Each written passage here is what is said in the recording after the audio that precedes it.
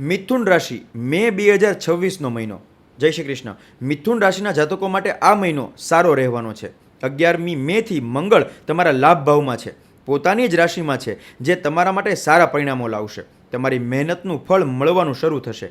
કર્મસ્થાનનો માલિક ગુરુ તમારી રાશિમાં અને પોતાના નક્ષત્રમાં બિરાજમાન છે. આ જે પરિસ્થિતિ છે એ સામાન્ય કરતાં ઘણું વધારે સારું પરિણામ આપશે. ખાસ કરીને વ્યાપારીઓ માટે, જે વેપારી પોતાના વ્યાપારનો વિસ્તાર વધારવા ઉપર ધ્યાન આપશે એમને સારું ફળ મળશે. એટલા માટે મહિનાના મધ્ય ભાગ સુધી વ્યાપાર માટે સારો સમય છે. તમે જોખમ લીધું હશે તો એનું પણ સારું ફળ મળશે. પણ જો તમે નોકરી કરી રહ્યા છો તો મહેનત કરતા રહો, પરિણામ 100% મળશે. કાર્યસ્થળે વાતાવરણ થોડું નકારાત્મક થઈ શકે છે. ઓફિસ પોલિટિક્સ થઈ શકે છે, મિસઅન્ડરસ્ટેન્ડિંગ થઈ શકે છે, બોસની સાથે તાલમેલમાં સમસ્યા આવી શકે છે. આ બધું થવા છતાં પણ નોકરીમાં કોઈ સમસ્યા નહીં આવે.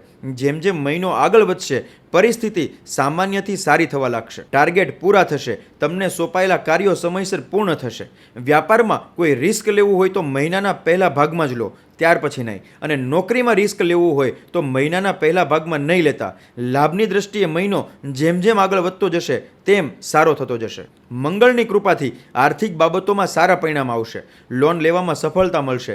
જૂનું અટકેલું પેમેન્ટ આવી શકે છે. એટલે કે આર્થિક દ્રષ્ટિએ આ મહિનો સારો રહેશે. સ્વાસ્થ્યની બાબતમાં પણ આ મહિનો સારો રહેવાનો છે. પણ મહિનાના મધ્ય ભાગ પછી ખાણીપીણી ઉપર પૂરતું ધ્યાન આપવું જોઈએ. પ્રેમ સંબંધોમાં થોડી કાળજી રાખશો તો આ મહિનો સારો જ રહેશે. સગાઈ કે વિવાહની વાત આગળ વધારવા માટે પણ આ સમય અનુકૂળ છે. દાંપત્ય જીવનમાં કોઈ નાની વાતનો મોટો ઇસ્યુ ન બને એનું ધ્યાન રાખશો તો સમય સારો છે. મિથુન રાશિના જાતકો પ્રત્યેક સોમવારે અથવા દરરોજ શક્ય હોય તો મંદિરે જાઓ અને મસ્તક ઉપર કેસરનું તિલક લગાવો. જો તમારી રાશિ પણ મિથુન હોય તો કમેન્ટમાં યસ લખી દેજો અને આ વિડીયો દરેક મિથુન રાશિના જાતકો સાથે શેર અવશ્ય કરજો. જય શ્રી કૃષ્ણ.